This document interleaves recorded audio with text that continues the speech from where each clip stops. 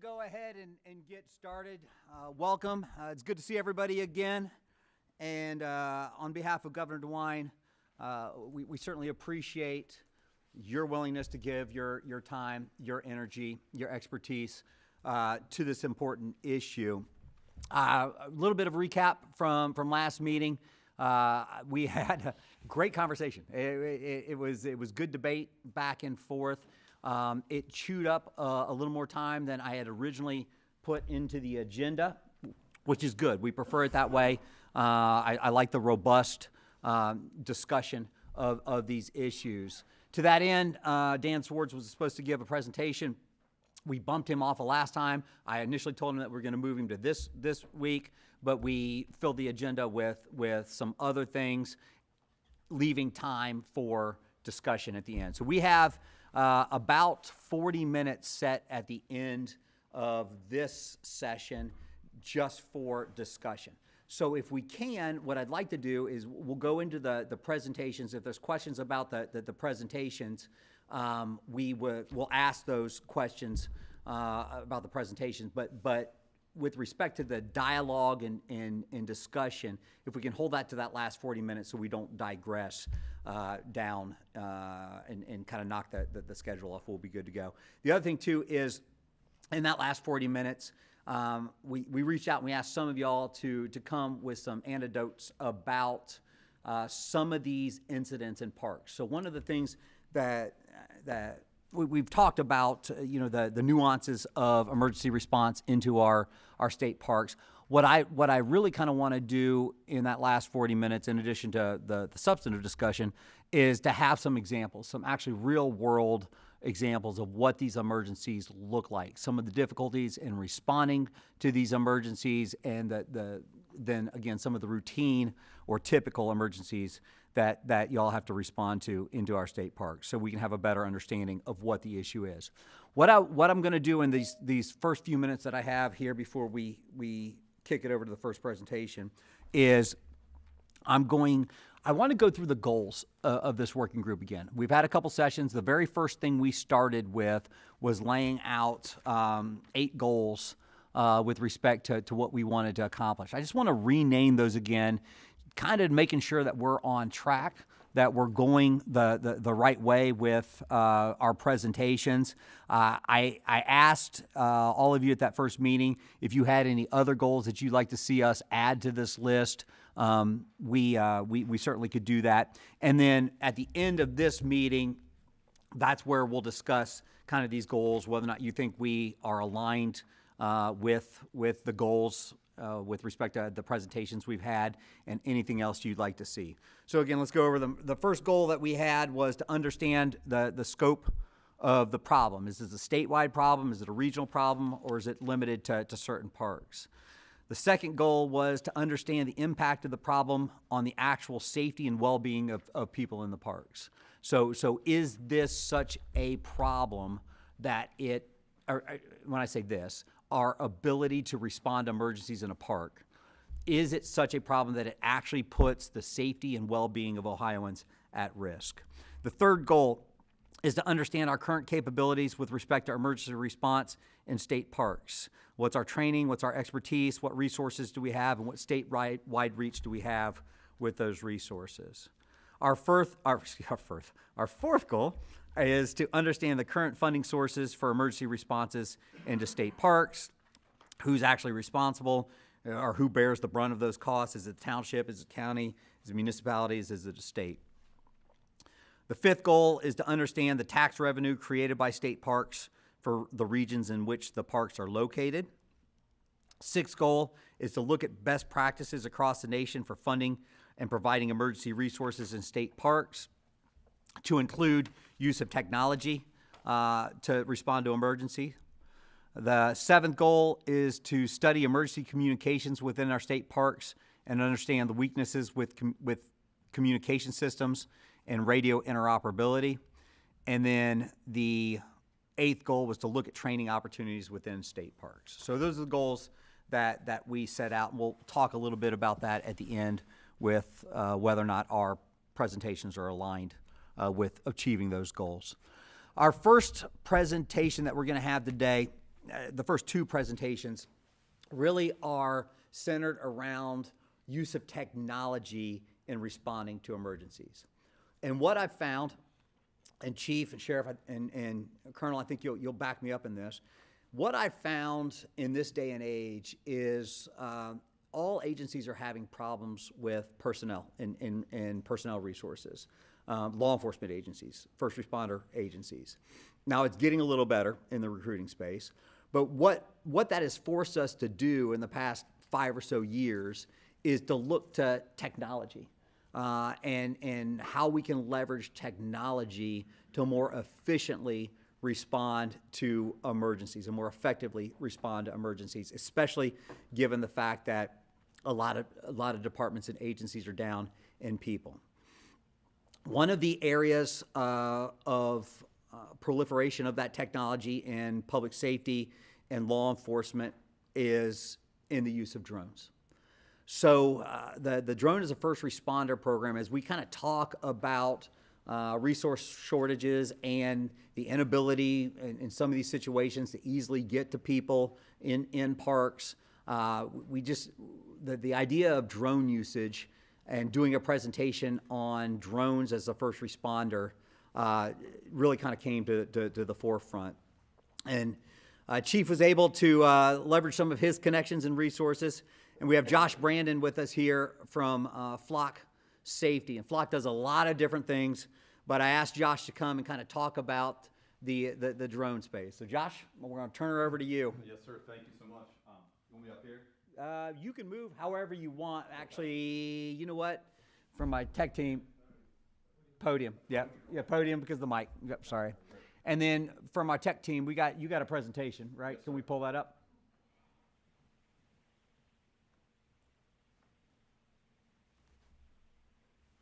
Give me 1 second, Josh.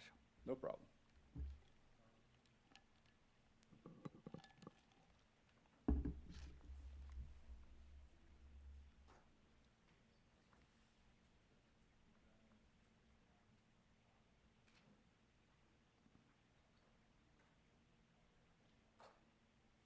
There we go. Okay. Thank All you. right. Can everybody hear me okay? Floor's yours. Okay. Well, thanks so much for inviting us, Chief. Thanks again for recommending us to have this conversation today. But what we really want to talk to you about today is kind of what the director alluded to, is the evolution of technology to continue to help in public safety. And Flock, has really evolved. I joined the company about 10 months ago. I'm the major account executive for the state of Ohio, so I work with all the major agencies in the state agencies, Cleveland, Columbus, Cincinnati, all the large sheriff's offices, et cetera. But really what excited me about joining the company 10 months ago was that Flock has really evolved to be a fully comprehensive public safety platform. Started as a law enforcement tool, but has really evolved to be more of a quality of life tool to be able to provide situational context to first responders. So they understand where to respond, how to respond, when to respond, and to be efficient and effective with your limited and finite resources. I'll go to the next slide if you don't mind.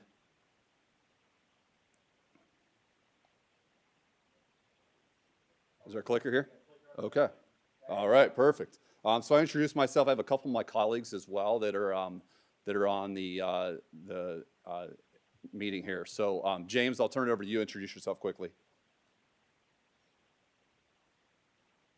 Morning, everybody. Can y'all hear me okay?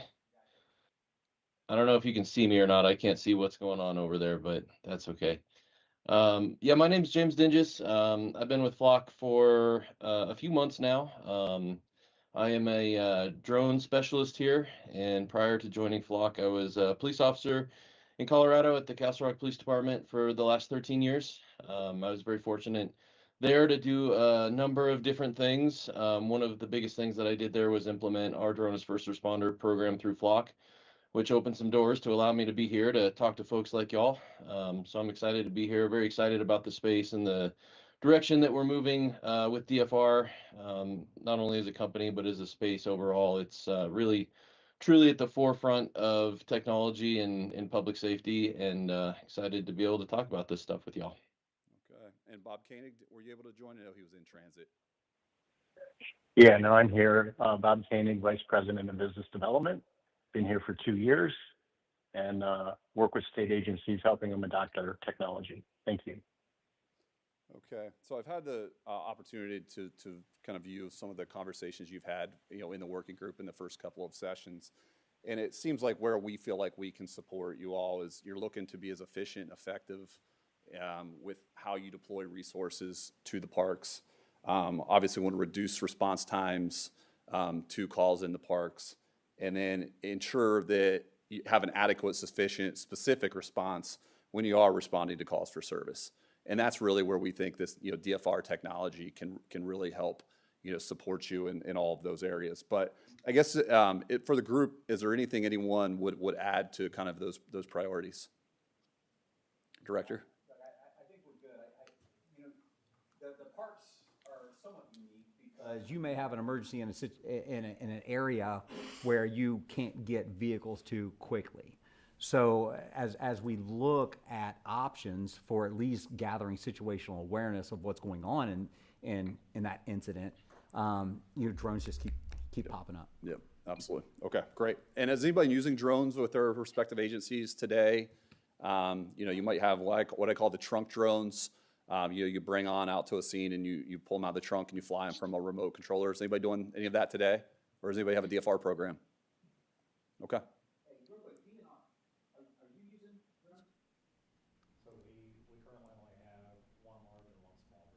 Okay. For Parks and Watercraft, I might pass on to help supplement us when we need it for searches and things of that nature. But for the division, we only have really one of the big ones with the thermal capability. Okay. And is it just a multi-use? What are you primarily using it for? Most of it's search and rescue. So somebody's lost on a trail or lost in the woods, overdue, and we send that out for search and rescue. Okay. Okay, thank you. Okay, James, I will turn it over to you to kind of cover some of the, the evolution of DFR, because drones have been around for a while, right? We talked about the trunk drones, and there's been kind of a first evolution or first phase of DFR. What we're kind of referring to is like the next evolution of DFR, and that's what we want to talk to you about today. So, James, I will turn it over to you, sir. Yeah, so I mean, like Josh alluded to, drones have been in the space for a little bit now. Coming up on around a decade of like real use at least in law enforcement and public safety. But traditionally that model has always been, that sort of trunk-led model where we have to get out to the scene, and we have to unpack the drone, get the drone up in the air, and then figure out what's going on from there. And that takes time.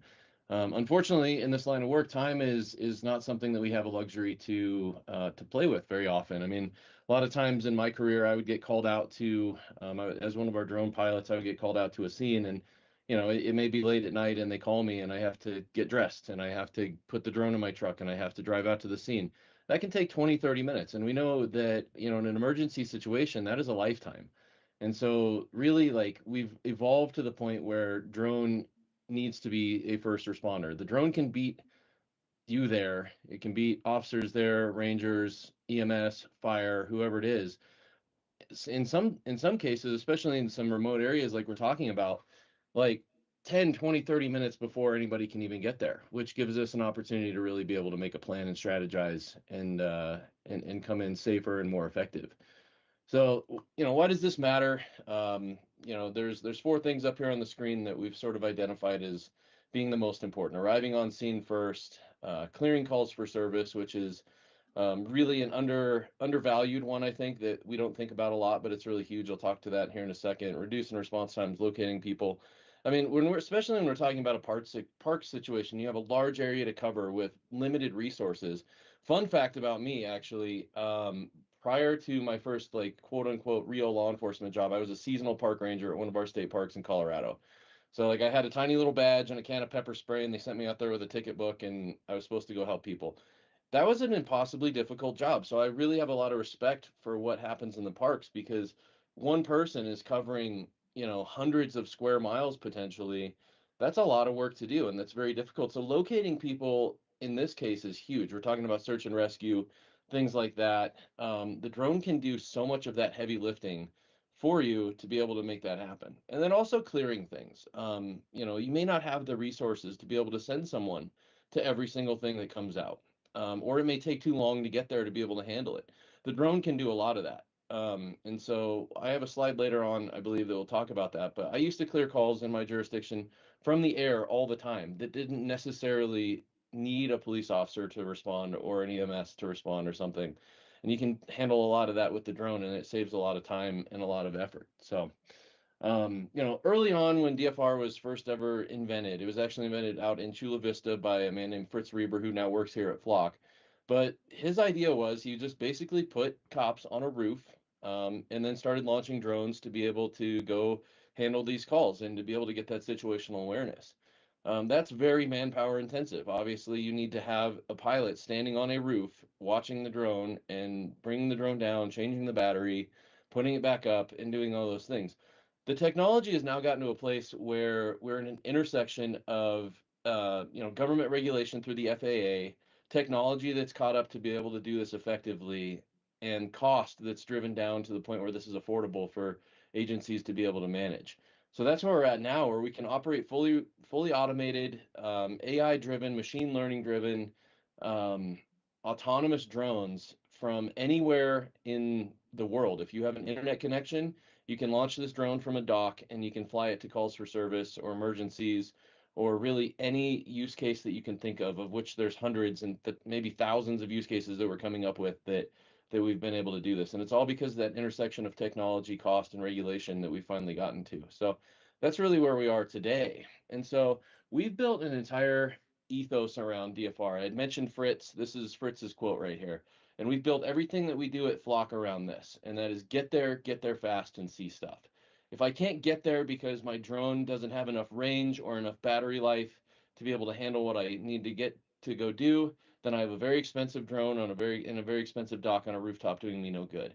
If I can't get there quickly, which is the whole name of the game in this, to be able to get there fast, to be able to get that awareness, to be able to clear calls, to be able to do all the things that we're talking about because my drone isn't fast enough, then it does me no good. And if I can't see things effectively because I don't have full color night vision or the best in class or best in market camera on my drone, again, none of these things do me any good. We've built our entire drone ecosystem basically around this ethos, getting there fast, and seeing stuff. And so what that means in practicality is what that really looks like is, early on, like I had mentioned, the technology has finally caught up to the point where essentially like agencies across the country can have their own air unit. We're flying our Alpha drone at 60 miles an hour. Can imagine 60 miles an hour in a straight line with no traffic lights and nothing encumbering you is extremely fast. That is the fastest drone on the market, especially in the DFR space. And that means that we can get on scene and let's say that you've got to go 3.5, 4 miles. You're going to get there in around 3 minutes. That's huge. I mean, how many times are we sending our units out and they're actually able to get on scene in something in 3 minutes? Like that is totally game changing, and that's how we've again built this whole thing up. What is the So- average response time in some of your respective parks? Ranges, if the incident happens right where the officer is, it's pretty short, but, and sometimes when we're covering multiple parks out of one location, it could be an hour before we can get there. Yeah. Okay. Super helpful. Hold on, Dan, this was Dan's presentation. Okay. So again, it goes back to our ethos is we want to be able to fly. 1 second, James. as Sorry. far- Oh, no, go ahead. Trying to find the specific data point that gave the averages. I apologize.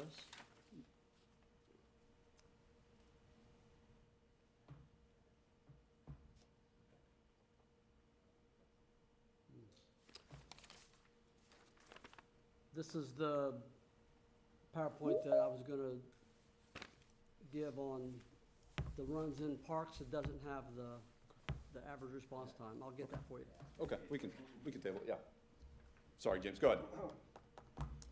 All good. And so like I was talking about earlier, like getting there, if you can't get there because you don't have enough range on your drone, then that's going to be a real problem. And so, we've built our drones to be able to fly in 4 miles in any direction, which equates to 50 square miles. So if you imagine some of your larger areas, you may need a few drones to cover it, but 50 square miles is significantly further than just being able to fly out 2 miles in any direction. And that's kind of where the drone industry started. That's where a lot of, you know, of our competition in the space is still at 2 miles. And so we've developed everything to be able to fly further, faster, and longer because we need to be able to cover those areas effectively. And so that's kind of what we've done there. And then flying longer is the next slide. You can I think my pop over to clicker's that not one. working here. James, give me 1 second. I'm going to ask an internal question. Oh, Give me a please. second. Yeah, and I'm going to do exactly what I said I didn't want to do is digress. That's all But I'm right. in charge. 4 miles. What would that do on the island, on South Bass? So if we pop, so we'd cover the whole thing. Okay. All right. I got it. Thank you. Okay. I think my clicker might have stopped working, unfortunately. Let me- Tech. I think my clicker's not.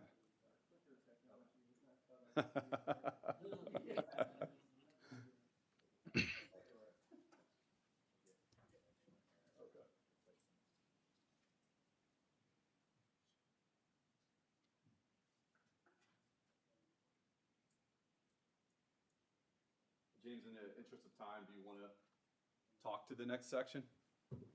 Yeah, that's fine. I can certainly do that. You know, once we get the clicker working or whatever we've got to do, you'll see a little animation on the next page about how this kind of works through the automation. Our docks, the way that we've designed, you know, sort of our flagship dock through the Alpha program, that's the name of our American-made internal drone that we've developed, is it's a battery swapping dock. And so when the drone needs to get a fresh battery, now, mind you, the drone can fly for 60 minutes, which is a very long time. A lot of things can get handled in 60 minutes, but if you have a prolonged scene, something that's going to take longer than that, you're going to need a new battery. And so what we've designed is a dock that allows you to fly the drone back home. Again, you know, a couple minutes back, it's going to be down. And then the dock actually has robotic arms within the inside of it that swap a battery out. So you don't need a person up there anymore. You don't need someone manually swapping those batteries. The drone or the dock will be able to do that for you. So the drone lands and it swaps the battery out, takes 90 seconds, the drone is back up, and then you're back on scene again. So you have 100%, near 100% uptime, minus that 90 seconds that it takes to swap the battery out. And so that allows us to basically always be up, very close to always, because there's always a drone charging within the dock. So when the drone is back up flying for another hour, the next one is charging. It takes 40 minutes to charge, and then you swap it back out. So you just continually keep coming back and putting batteries in and then going back out, just like you would if there was a person on the ground, but there doesn't have to be a human being doing that anymore. So you can see the animation there, just kind of what that looks like and how that changes that battery out. All right, looks like we're back up and running with our clicker. That's awesome. So you know, we prefer as well, like we've built this entire system out to be able to fly at 400 feet. You can see 4 times as much at 400 feet. Not only that, but people can't hear a drone at 400 feet as well. In my experience in law enforcement, I don't want suspects to know that there's a drone following them until they're in the back of my patrol car in handcuffs. Um, in my experience, one of 3 things happen when somebody knows the drone is watching them. They either run faster, they hide harder, or they fight harder. I don't want them to even know. So flying at 400 feet is a huge advantage to that. But more than that, you can see so much more. I mean, you can see that in the photo on the screen there. You can see 4 times as much. And I mean, it's just simple math, right? Like the angle changes and you're able to see more. And our camera can read a license plate from 2,000 feet away. So flying at 400 feet is definitely not a problem for that. And then we've also developed it to be able to fly at night. We have full color night vision on our drone, so I can read a license plate in the dark. I can see a suspect description. I can find a person. They have full HD thermal as well, so if we're looking for lost people in the day or the night, they're going to stand out, you know, in that field or under some trees or bushes or whatever the case is.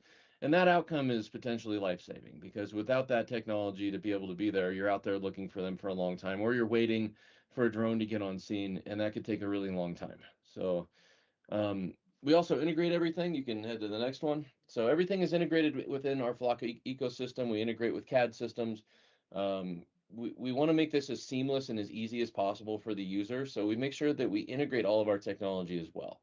What that looks like is working with LPRs, working with your CAD system. So if a call for service comes in, it comes directly into my flight software, and I can just autonomously press a button. I can press a button and autonomously fly to that call or that location and start being able to see what I need to see right from the air very quickly without having to physically even fly that drone there. I just press go, it's going to fly itself there. Once I'm on scene, I can take control of the drone if I want to, or you can just leave it there and you can start getting that information out. Makes it a lot easier to be able to do what we need to do. Yeah, and I think Using- I know in one of the previous discussions, I believe you were talking about how are we going to operate this? Like, what's this going to look like operationally? So, I mean, you can operate this drone from anywhere, right? You have it docked in a strategic area of one of your parks. You can be in Ohio, you could be in California. You can operate it from a laptop. You can operate it from a cell phone. So, the ability to operate these drones is very seamless, and it's pretty much a couple of keys on your keyboard. So it's not that's very super sophisticated process to learn how to fly these drones. All right, I think we're about at time here. That didn't look like that came through. We do have a couple of examples of calls that we've cleared and flown to, but I think the key here, and when you think about applying this to the parks, is being able to fly fly far, right? Fly high. And then the optical zoom of the camera, being able to see things on the ground, especially when you're thinking about potentially rough terrain, looking for a missing person or something along those lines. And that's where we think DFR capabilities could really be super impactful to what you all are trying to accomplish. But James, was there anything else you wanted to add? And I'll open it up to any questions. But I think we're about at time. Yeah, let me see. Yeah, though. if you wouldn't mind just, Josh, real quick, show those examples. Unfortunately, we're all traveling to Atlanta, and I've got to run to the airport right now. My Uber is actually outside my house, so I've got to go run to do that. But I would love to have a continued discussion about this stuff. I think that DFR makes a ton of sense for parks. Like I said, I worked in a park for a while. I was a park ranger for a little bit, and I wish I would have had this. Working in my agency, like this was a total game changer for us. That first slide that Josh is going to show here in a second, that's actually my flight that I did in a LinkedIn post I made about it before I got hired here. But I think that there's a huge use case for parks. I think this could be completely game changing for y'all out there. I think this is going to equate to outcomes of literally saving people's lives and just making lives easier for everybody out there. So Josh, I think, can answer a lot of questions. Josh, if you need anything, I'll be available by phone here in a little bit. But I really appreciate y'all talking. Hopefully I can meet with y'all again and we can further these discussions. Yeah, I don't know if it's going to allow me to play the video, but really what the video is it's a call for service where somebody accidentally dialed 911. Elderly lady got confused, accidentally dialed 911. James actually launched the drone and had her, hey, is this your vehicle? And had her actually wave out the window to kind of say, hey, I'm okay, right? So I was able to clear that call without sending any type of patrol response. So just the strength, of the camera, being able to get there, clear that call without having to use their finite resources. Hey, can you guys play that for us?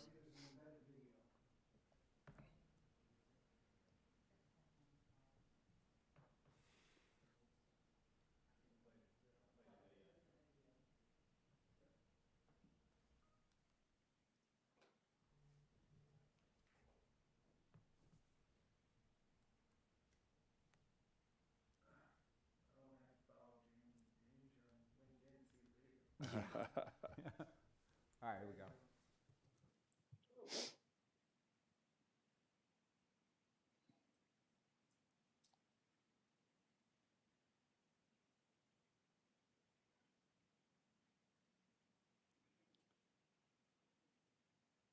I think right there he's flying at 400 feet too, so you can just see the strength of the detail that you can see on the camera.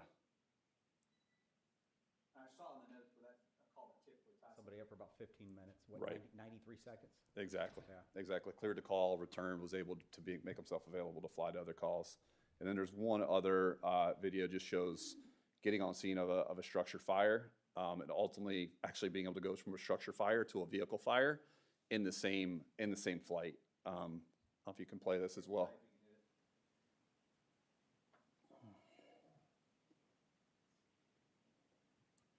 So there are no first responders on the ground.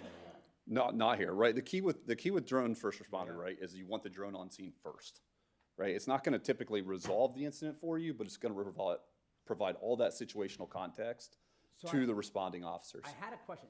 Does the drone have the ability to communicate with the people on the ground? Is there a speaker? Is there a mic? Can you communicate back and forth with people? So communicating directly with the drone, no, but there is a spectator mode.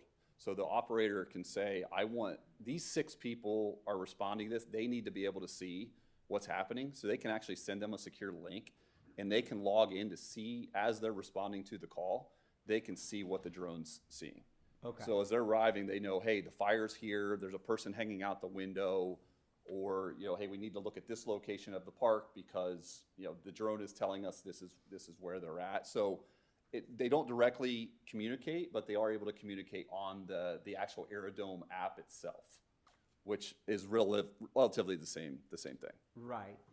But let's say we had a first aid situation in a park. You don't have the ability to, through that drone, tell the people like, hey, put pressure or find somebody to put pressure on that cut or. We do not have that capability yet. It is But you something could do it through potential. dispatch if they. Through the dispatch, assuming- exactly, yeah, assuming that they- exactly. Yeah. And one of the ones that I talked about previously as well, is you have a missing person. How many times do you have somebody that's lost in the park? The drone goes up, they can see a pathway, and now that dispatcher can talk that person potentially through safety, to a pathway to safety. Yeah. That right there is a call that could take a long time to find. I worked in the Cleveland Metro Parks for 4 years. Lost people suck out there. Not them individually, but finding them is very difficult because they don't know where they're at. Well, I'm near this tree. I'm near that. Have a drone go up that has infrared and they can say exactly who that person is. We can talk them out of the park before a park ranger or anybody else even responds. Yeah. Yeah, and actually, you can launch the drone, so there's a called Flock 911 built in, so you can actually launch the drone as the call's listening into the 911 call. And if you say, okay, that's something we need to get the drone in the air for, before that CAD call's even created, you can launch the drone. So response time can actually sometimes be negative versus, CAD, from time CAD call comes in to response on scene. Excuse me, are all your drones unmanned? Yes, unmanned from an autonomous standpoint. No, You I have to have an meant to carry operator. a physical human. At the National EMS Conference, they showed a new drone that came out that would carry a paramedic and equipment in an actual drone and fly to that particular scene. I know that they're starting to use them out west in large areas where it takes an ambulance an extremely long time. The medic does not have to fly the drone. It's flown from a regional hub, which Exactly. scares me. But but exactly. they will literally fly that drone to a patient's residence and drop it in the front yard where the medic can start working while this ambulance takes 45 minutes to an hour to get there. Okay. I didn't know if your company done that or not. or- Our payload, we've mostly spent our payload efforts on the strength of the camera. Okay. Because we see it as a first, as getting on scene first and relaying that information back versus, being able to do anything to actually resolve the incident. It's relaying that situational context back to the response because that's what we feel like is most effective. I mean, the evolution could take us in that direction. But to your point, yeah, you type in an address and the drone will fly there, on its own. Okay, thank you. You can come on it the whole time. I'm not trying to tie you down to anything, and I don't need an exact quote, but give us a guesstimation of how much this cost. Well, we have really 3 tiers, right? So we have, because we work with smaller agencies, work with major agencies, like Toledo, for example, right now has a drone up on top of their government center, so the dock is 320 feet tall. So their operational requirements are a little more than, a smaller agency. So it could range anywhere, and our service is a subscription service. So it could range anywhere from 50,000 to 150,000 annually, for the drone, depending on which one you choose. What if it's for an agency that's already a customer? I have 18 Flock cameras. Yeah, we can have a discussion. And we're, one of our next steps typically is to, we'll do a demo, we'll come out and do a fly day, so we could set up a drone in one of your parks and fly around the park to kind of show people where it would be able to get to, what it would be able to see, so you can kind of have that real world experience. And then typically we analyze the call data in the different parks to kind of understand what would you need. Like we did a quick analysis of Hocking Hills, and one drone would be able to cover all of Hocking Hills with no problem. Okay. So, Are your drones equipped with high-power lighting, cameras? I know they've got FLIR. yeah. So cameras, yes, I mean, they can fly, as you can see, they can fly at night. We have a 400x optical zoom on the camera, so it can read a license plate from 2,000 feet away. So yes. Spotlights? Spotlights, yeah, I believe it does have a spotlight when you fly at night, yes, sir. Okay.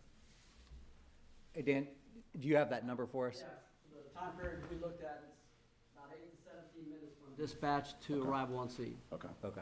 So 86 seconds would be pretty significant impact Yeah. to be able to get on scene Yeah. that fast, right? And because of the strength of the camera too, as the drone's arriving on scene, it's already picking up the response area. So it's really almost immediate that you're getting some type of understanding of what's going on in that particular area. And the ability to share the footage, you can do that between agencies, right? Yes, sir. Okay. Yep. Yeah, you can just use it. You have a list of the people that you think would want access to, to that particular drone link, and you could send it out so they have they have the real-time view of what the drone pilot is seeing. Does this also connect to an app on your phone or anything like that? So an officer responding, if I put this on my MBT, I put this on my car, or EMS, so I'm in the back of the EMS and I'm actually viewing it, is this something they can view on the way to the call? They can, absolutely. So they are determining operational needs before they even arrive to see if they need additional support, because every minute counts in these type of emergencies. So now that you have information, not just from the source who's in panic crisis, you actually have a surrounding idea. We're sending the resources at the moment that are necessary. So Exactly. that cuts down on a lot of this. And I mean, when we did it, I honestly am sorry, was thinking of something else when you talked about cost, but when I was looking at this, I think it was about $50,000 for ours, and we talked about it as a regional highway response. So we have multiple major highways, and how do we get our firemen there faster and stuff like that? But we could partner with every jurisdiction around us to get this information to them. Like, we might pay it, but $50,000 for us in a year, that's relatively minor when it comes to the response knowledge that we're gonna get from this. So that's just my 2 cents. Not just about them. Like, I know there's more than one company that does DFR, but that's why I felt this is so important to bring to the table, is in the parks, we gotta have that operational knowledge and who can get there fastest. I would imagine, again, here we're digressing, but I would imagine situational awareness is everything as you're coming into an emergency. So, Fire and EMS for sure. I can't imagine how many calls you would rule out. Yeah. You'd be able to It's- just rule it's- out. It's typically 10 to 15%, which Yeah. those are real costs of rolling a truck or, sending a squad, and not saying that they can now prioritize the incidents that need a proper response.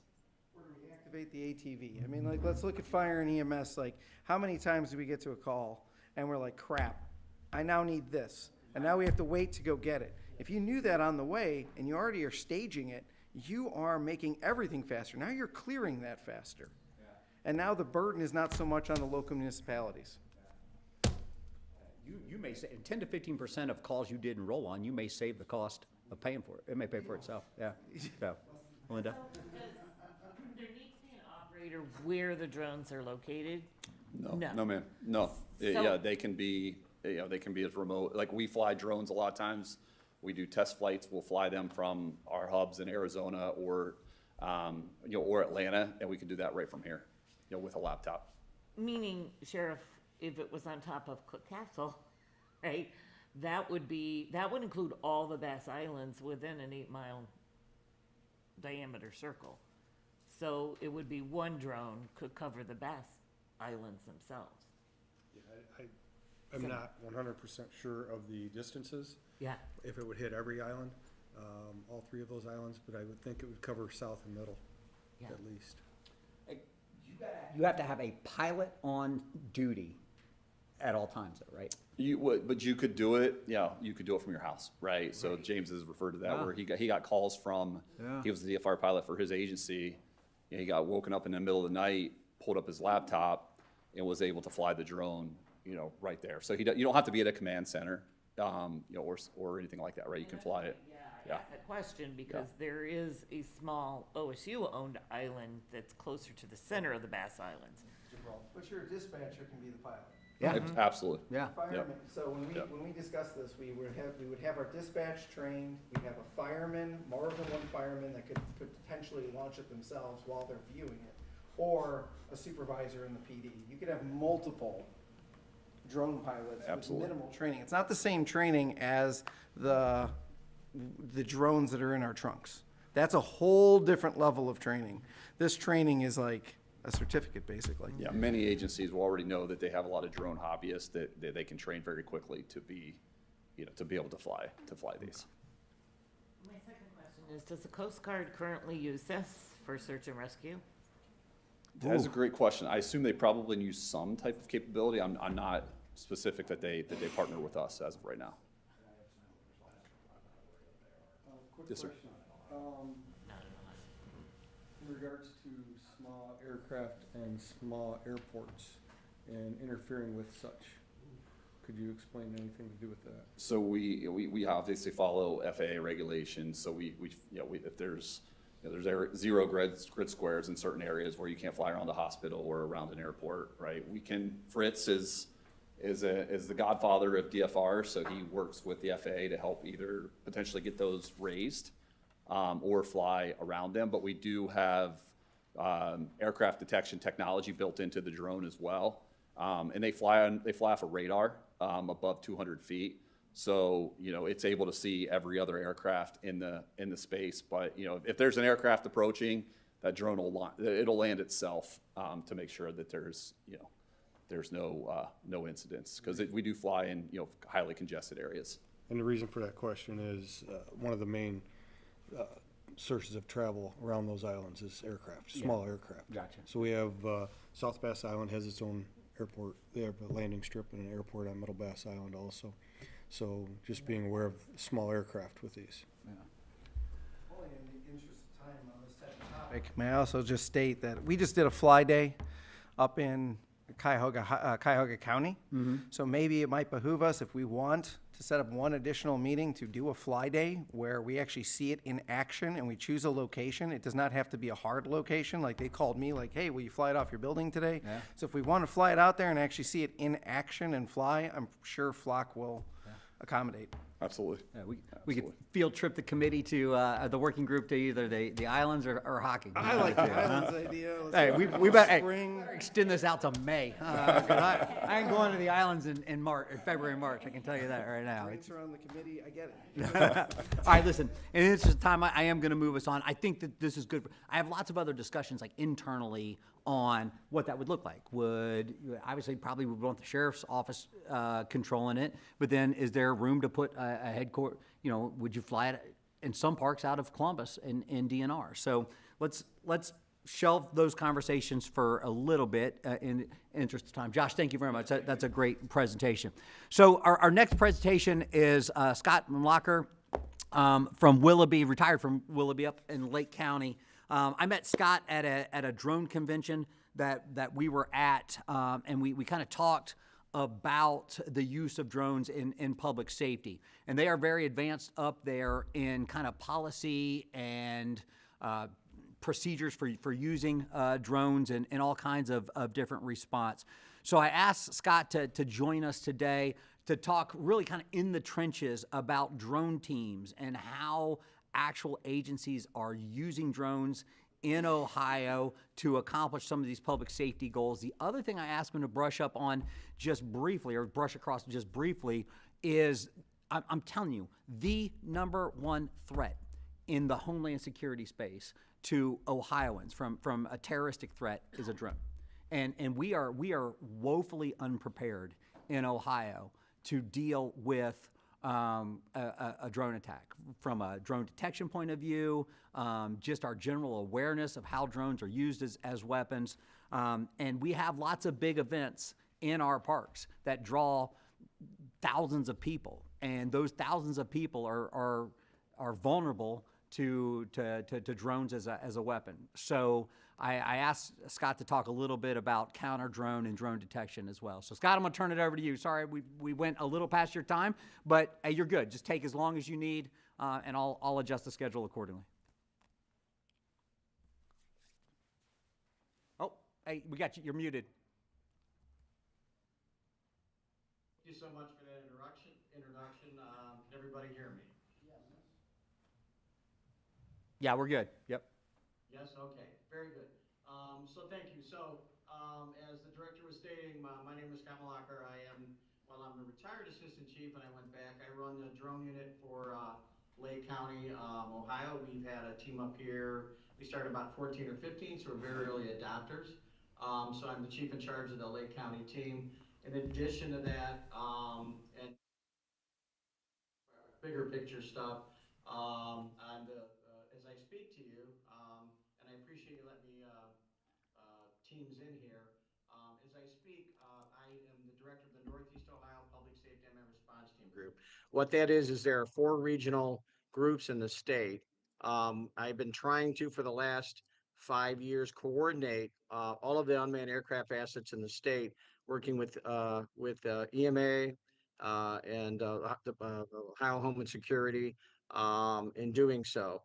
So today is actually our drill. So as you speak about docks and drones, downstairs below me are 100 responders from Northeast Ohio all over, with about 10 to 12 vendors here that are NDA compliant. That has to do with the recent FCC legislation that is requiring drones that we purchase going further to be NDA compliant, as well as counter UAS equipment. So that's kind of where I'm coming from today. Now, I did not realize, but this is not, it takes a little thunder out of me that that Flock would be presenting. And DFR was kind of part of the discussion that I was going to have related to it. Initially, I wasn't sure quite what you guys were after. And a lot, as I listened in, a lot of what I covered, the need for simplifying and assisting in the responses throughout the state parks, and assisting and local agencies having the ability to assist within the parks, is kind of why your group was formed. I did some research. I wasn't quite sure what the working group was made up of. And I disseminated, which if you don't have, I can get to you, kind of a working document that I was going to come off of. Now, obviously, as it's already been pointed out, operationally, all coverage in the parks, you're talking about large geographic areas, remote areas, waterways, cliffs, obviously visitors all year long, and surges, and a high demand for services. One of my favorite places you were all talking about was the Lake Erie Islands, which I happen to have a boat out there and visit quite often. So I'm familiar with that. And the key with that is emergency responses in state parks often pull resources away from surrounding communities, which I know is part of what the working group is tasked with. My background is with the unmanned aircraft. The basic model, which is teams throughout the state that have been forming rapidly, police and fire, developing these teams, and then the effectiveness that we have with assisting during our operations to enhance the safety of the first responders, and rapidly identify and locate people, whether they're lost or missing persons, whether it's a suspect search, whether it's a natural disaster where they need assistance with locating survivors, mapping that out, and the rest. So what I really kind of wanted to do, especially since we're on the topic of the drone stuff, is expand upon the conversation we just came off of having to do with the drones as first responders, because that's kind of one part of that. Now, the traditional model, you show up on scene, there's limited situational awareness, right? Officer shows up, first responder comes in, you're trying to get it. That aerial view, whether it comes from a drone as first responder dock, or whether it comes from a responder showing up on scene, or as part of a team, of a drone team, is extremely effective in managing operations. As was mentioned with the DFR, all of our flights, as soon as our aircraft takes off, it's immediately texted and streamed back to the incident commander, to a command post. And that could be on scene or could be at a remote location. But the bottom line is many or most of the critical delays occur before responders reach the scene. The quicker we get there, the better off we are. So capability of public safety drone teams within our state, and I know this, I teach up here at Tri-C College, which is where this event is today. We have seen a mass increase in the number of public safety drone programs being built out. And I would ask of the group, within your own areas if you're aware of those types of teams that are spooling up around you. And the bottom line is, as far as the assistance in the parks, is there's no reason to recreate the wheel because you do have existing infrastructure there for the drones. Now, even with the model as of DFR has good uses. It fits in places that it should, but at the end of the day, the ground-based teams also can be there just as rapidly and get that drone up in the air and support that. So in areas where you don't have the luxury of having a dock, partnering and building out and identifying locally, regionally, where these drone teams are, what their capabilities are, is huge. Now, I spoke at an EMA conference earlier this spring, and part of my whole tack was for the state EMAs was I was asking them, have you within your own counties identified and worked to identify all of the different drone units and available equipment that you have within that county? Because in the midst of an emergency, do you know who to call and what they're capable of doing? And out of that came building out more of these regional groups like we did here. But a lot of I got a ton of feedback back from EMA directors asking me for more information about how we built out this regional group here and started going out and doing an assessment. Cuyahoga County early on did an assessment, which Cuyahoga County is obviously a very populated county, to finally go out and identify where all these resources are. You can't use a resource if you don't know where the resource is at. And the other part of that was training of all those pilots. So what I would offer is within all the areas of the parks, the outlying agencies, if they have existing UAS units, is identifying them and utilizing them to assist in the parks. Now, where was I at here? Aligning with the so first off, the biggest thing with the drones is improving the responder safety. If I guess here's the question is it within the park areas, do any of the ODNR or local agencies that surround that, are you aware that they have drone resources that you could come and bring to bear? In other words, if you needed that resource, do you know where to get it and how quickly you can get it? So I mean, I don't know that I can hear anybody talking, but hey, hold on one second. Yeah, I guess I guess the question would be that in your parks, if you need a drone, like who do you go to? I mean, every park is different, every jurisdiction is different, so most of our local lieutenants and local officers know those partnerships and who they work with in the local areas of who has drones and who to call. But I'm sure there's some out there that, people are buying drones every day that they might not know as a resource. So certainly, I'm sure there's some area we can expand and find out. But in most cases, they know who has those resources. Scott, were you able to hear that? Yeah, it was, and that's kind of my point. Like I know up here, obviously I'm in Lake County, so up here in Northeast Ohio, we do a lot of one of the questions was the Coast Guard. We do joint training specifically with the Coast Guard, obviously because we get called. First calls you get when there's a problem out on the lake is the Coast Guard get called. The Coast Guard right now, and it shocks the heck out of me, has zero unmanned aircraft capability. They're looking at building it out. But just like, and I guess it's a similar model. In their particular case, they don't have that resource, but we do. We do joint training with them. In this case would be within the parks. In our case would be in the lake. And we also do stuff with the metro parks up here where we do joint training. So they understand our capabilities. And we ask them, because we have a resource, to call us out when they need us. We've set up a determined, because it's federal, we've set up communications with them. They can, when they get a call out on the lake for a lost, missing boat or distress, accident, whatever that happens to be, we can deploy two ways. We can have people go to the Coast Guard station in Fairport, and we'll deploy off of their ship, and we can also deploy off the shore. And we have set up through this training with the helo that comes out of Detroit, coordinated with them. Helicopters aren't necessarily huge fans of drones, but once you work them all together, that works. So the point is building a regional model around those parks, identifying the agencies that have unmanned aircraft and that capability, and then doing that joint training is going to be your best bet. But from the standpoint of quickly getting in the air and identifying or finding somebody, a drone, there's no other replacement.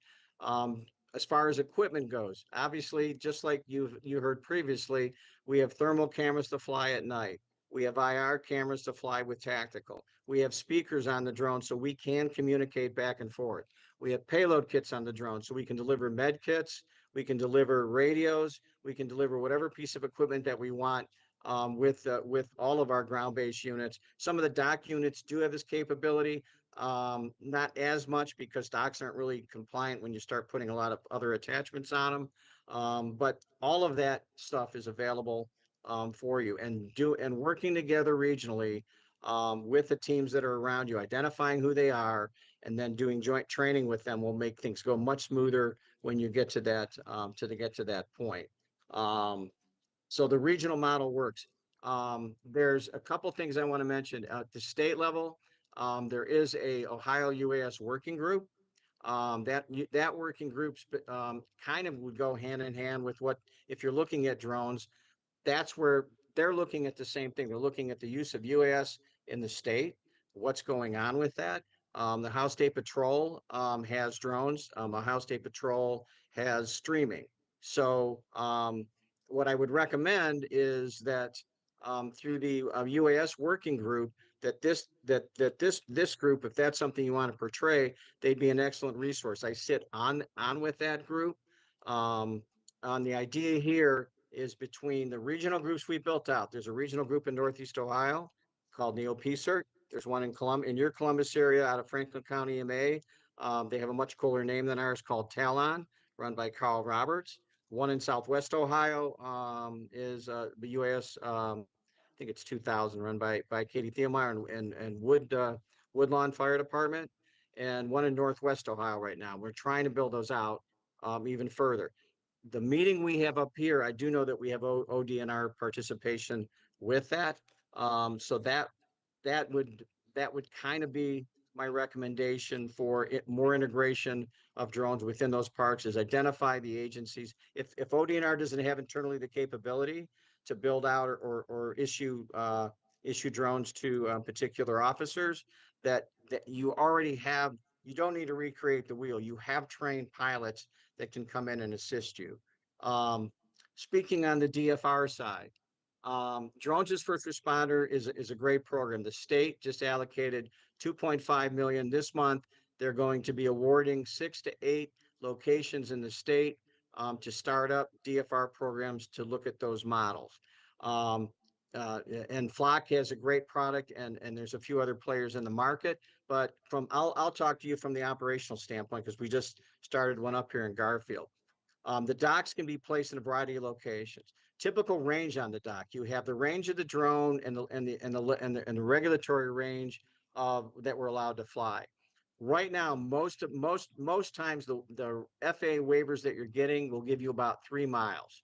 So as an example, in the islands, if you drop a dot and you go 3 miles out, that does cover a very large amount of space for you. The drones are capable of flying further than that, but on the FAA side, typically we're not seeing a lot of waivers that allow us, that give us those greater distances that the drones can fly. On the aircraft side, I heard a question about flying around the islands in particular.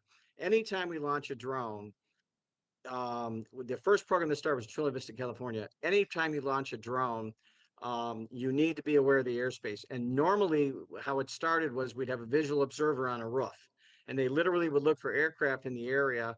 And if aircraft were entering that space, and we do have an ADSB in, so we do get alerts for manned aircraft.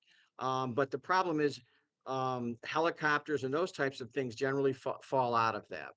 The way that that's done now is through detection. So to be able to fly, as an example, around the islands, you would need to have some detection in place because of the aircraft moving in and out of there at any given point in time. So it's a little more complicated than it sounds there. Your range would cover probably a pretty decent amount, but you would probably have to put additional detection in place to be able to fly that drone without the need for a visual observer, mainly because of the manned aircraft in that space. You'd have to have some way to identify and see them. And so part of having a drone, any drone program, but definitely a program that has, DFR is going to require some type of detection to be placed. Detection usually is either RF, remote ID, could be radar, could be optical, could be visual. They actually have towers. It's the same detection as the director mentioned that we would use for counter UAS. So they do complement each other. But just so you know, on the DFR side, the other thing with the DFR side is the beauty of it is it can be flown from anywhere. So if you were to go with that in that direction for, say, for certain areas within the state where that would make sense, your pilots can be remote. The most important part is they do need to be licensed 107 pilots. 107 is what's required by the FAA to fly as part of a job. And secondly, and probably the most important part, the greatest challenge that I see with areas that start DFR programs is I can teach anybody how to fly that drone, off of the panel. Honestly, you can do it with a keyboard or a PS5 controller. The key is, number one, you need a licensed pilot, but more importantly, you have an existing group of public safety pilots, experienced public safety pilots all over the state. I can teach anybody how to fly a drone, but fly a drone with purpose is a different thing. Fly a drone when you're doing a search requires understanding how to search, where to search, how to use a thermal camera properly, how to fly in nighttime conditions. If it's a law enforcement operation, and you're searching for a suspect behaviors, is there a perimeter set up? And the communications, most importantly, from your pilot to the people on the ground, right? So that's the other half of that equation. The drones in the air, you guys see that live feed. It's no different than manned aviation. Manned aviation, you have a helicopter pilot and you have somebody in the right-hand seat. They call it TFO, a technical flight officer. That is the person that is running the sensors and directing the units on the ground. So having a good trained pool of pilots, you could pull that from the existing pilots you have with all of the public safety teams in various parts of the state to be able to run that program. But a lot of what I had to cover, honestly, was covered beforehand. What I do want to move into, though, as I'm talking about detection, is the ironic part about it is when we started a program up here in Lake County, we started flying drones to help public safety protect people. Unfortunately, now we find ourselves at a point in time where drones are being used for nefarious purposes. You don't have to look any further than the things that happen in Ukraine to see that along with building out robust drone programs to help us, we also need to be training our first responders and emergency managers in counter UAS. And counter UAS is simply this, is you have a Ohio State football game and somebody decides they want to fly a drone to take pretty pictures maybe of the stadium. And sometimes it's just somebody not having the knowledge that they're not supposed to be there, but eventually, and it's not a matter of if, it's a matter of when, somebody's going to do something that's going to create a lot of havoc. And so emergency managers and emergency planners and the people within the public safety community, the drone pilots and public safety community, are perfectly aligned to do that. What's needed for counter UAS, first off, is detection. So the beauty of a DFR program is the very detection that I put up to build a DFR program to make sure that my aircraft can deconflict with other manned aircraft and other drones that might be flying is the very detection that we use when we're doing counter UAS, because I need to be able to see it from distance and have it digitally come up and send an alert. And there's a lot of very simple tools that can be done with that work off of a system called remote ID, which is what all aircrafts now that are built in the United States have to broadcast, as well as radar. The fear here is while we can detect drones, see them and detect them electronically with the equipment we have, we are not empowered to do anything to the drone. The only people that can do that are Homeland Security and the DoD. With the passing of NDAA 2026 that just passed, they incorporated into that the Safer Skies Act. And the Safer Skies Act was a separate bill that was calling for allowing public safety to be able to actually now, when they find a drone and it's doing something that could be threatening to somebody, take control of the drone, uh, cause the drone to start operating and drop, redirect the drone, shoot the drone, whatever it might be, do something more on an offensive side. And part of that takes training. The feds just opened up a national training center out in, out in, uh, it'll come to me. But the bottom line is, so that is the second thing I wanted to speak of. What I'd like to see is the problem is most emergency managers, when they do their planning, aren't including in that emergency plan for a large scale gathering or what to do for rogue drones. So what's proposed is to build out an awareness and operational training program. An awareness program would be to educate people that maybe aren't aware of how drones work, how high they fly, what they're allowed to do, what they're not allowed to do. And then inversely, that the threat that they can pose, because they can easily carry payloads, they easily can be armed, and we're seeing this all the time. That would be for the emergency managers. More importantly, on the operational side, first off, at the state level and local levels, having access to detection that can be moved around or used at large scale events when we need site protection. Secondly, is operationally training the responders of how to deal with it. So now we know we need to plan for it, but when someone cites it, like right now, if you had a large scale event and a drone came in carrying a package on the bottom and somebody saw it, what would you do? Think about what would you do? Who would you notify? What actions could you take? Is it a threat? Is it not a threat? Do I need to evacuate people? Do I keep people there? What would your actions be? And so that's what the operational side is. And especially as we're legally allowed to utilize the tools that help us mitigate the situation, that will also help. So an operational part would be how to operate detection, and then operationally, what you would do if a threat was in an area and you needed to manage that threat. The director and I had spoke with the director at Kent State about that. I would offer a bigger picture. I know it's not the purpose of this group, but bigger picture, something to think about as well. And that applies honestly to the parks anytime there's a large gathering or event, which I know you have at parks. So, so that's kind of an overview. A lot of what I was going to kind of cover, I was honestly covered by Flock. But what I would offer is this: if anyone has any questions about starting a drone program, supporting a drone program, counter UAS or anything else, by all means, my contact information you should have. If not, I can provide it. Feel free to contact me. I'd be more than happy to, if I don't have the answer, to direct you in the right direction. I would encourage you all to regionally work with these regional working groups and to identify the drone resources you have. I was going to go over all of the uses for the drone, obviously the thermal camera in my session, but obviously most of that either you were aware of, or if you weren't, you're aware of now, because Flock had covered a lot of what I was going to talk about. Are there any questions related to that? Scott, thank you very much. It's a good presentation. What we will do is we will send your contact information, if you're all right with that, out to the members of the working group so that they have it. I have a couple follow-up questions I'll save for later, more about like just the status of teams across the state, but I'll hit you directly on that. Any questions from the group? All right, Scott, thank you very much for giving us your time. Certainly appreciate it. Yep. All right, Thank you all. Have a good day. We are going to move straight to Chief Butler.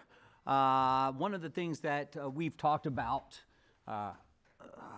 throughout this whole process is funding and the potential of grant programs, what grant programs would look like. And in between the meetings, Chief Butler and I was looking in the corner. Chief Butler and I had a couple conversations about what grant funding would possibly look like. He had some good ideas. I'm like, hey, look, I just want you to come present this to the group. So, floor is yours. Perfect. Before I present, I just want everyone to be really nice to me. Today is my 2-year-old's first day of school. I missed it to be here today. So just, if you don't like my ideas, I get it, but I feel that the point of this committee is we need to start coming together and actually start coming up with some of these ideas. We're getting a lot of background, and then next week we can start solidifying and zoning in on this. I don't believe I have the perfect answers. I kind of pulled this together just based on my information. I could poke 100 holes in probably every one of my 3 ideas. If you guys can do that, just follow it up with what is the solution to that idea. So there's really 3 problems that we're looking at here.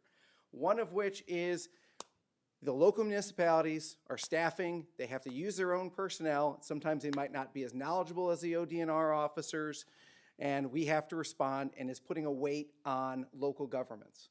Then we have major instances like parties, events, bar things, where now we have to send mass resources, potential overtime, things like that. That's problem number 2. This is also with fire and EMS, sending their resources and personnel. And third is equipment and technology that's going to help cut into this. There's no perfect solution. Like we heard about DFR, that's a fast, quick information to us. Will it be as detailed as a manned drone? Of course not. But we only have so much time, energy, and money to like start making gains. We got to worry about what gains can we make and are obtainable in 4 meetings.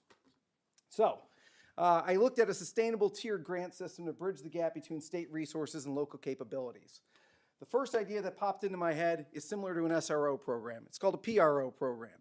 If a local municipality wants to add to their department numbers, what I mean by that is most police departments are capped by charter, by whatever else. There are grant programs through the federal government called COPS programs and other ones where if you agree to add an additional person to your department, it will be reimbursed up to a certain point. This would create a PRO program. Think of SROs on steroids for parks. This person would be dedicated to being trained, understand the terrain, know what the resources are, partner with local regional resources, ODNR, Highway Patrol, know what's out there, and they are your point person to bridge that gap of knowledge, technology, resources. They know it. And look, they get days off, I get it, but we're also talking about like drone as first responder pilots launching from home. And just like a SWAT team member, if they got to come in because there's an incident in a park, you now have an internal, well-versed knowledge person in the park. Maybe you only need to use them in the park 75% of the year. The rest of it, that's your guy. You just got an extra, or officer. You have an extra pickup here. So it would be a permanent additional hire to that municipality that can show that it's going to be used at the park. That is very important. We're not going to have a grant program that you're going to say, give me an extra officer, and they're not going to be dedicated to this. It would be dedicated as a PRO. They are the bridge and a subject matter expert. What does that mean? We're talking about training, right? This person can now train the other members of your department. As new things change, they go out, they learn more, they bring it out to your department. It's an internal resource. You don't need to worry about 1 or 2 guys from your department going to a training and not sharing it with everybody else. The sole purpose is this person is going to be trained on new pathways in the state park, how to respond to things, updated training. All of this is now at your disposal inside of your department, as opposed to an external resource where only a few people get that training and knowledge. How do we fund this? My off-the-cuff thing would be a 6-year plan. For the first 2 years, 90% of this officer's salary with pension benefits is a 90% covered by the state grant, which means you are dedicated. You have dedicated 6 years to establishing this in your budget. The first 2 years, 90% is covered, 50-50 from 3, 4, 5, and then the municipality picks it up afterwards. This is a trial period, which means at the end of that, if you don't want to continue the PRO program, you don't like the way that that's going, you don't have the personnel to man it, after that, the municipality makes their own choice. But during that time, they've dedicated to trying to solve this problem and show that there could be a solution there.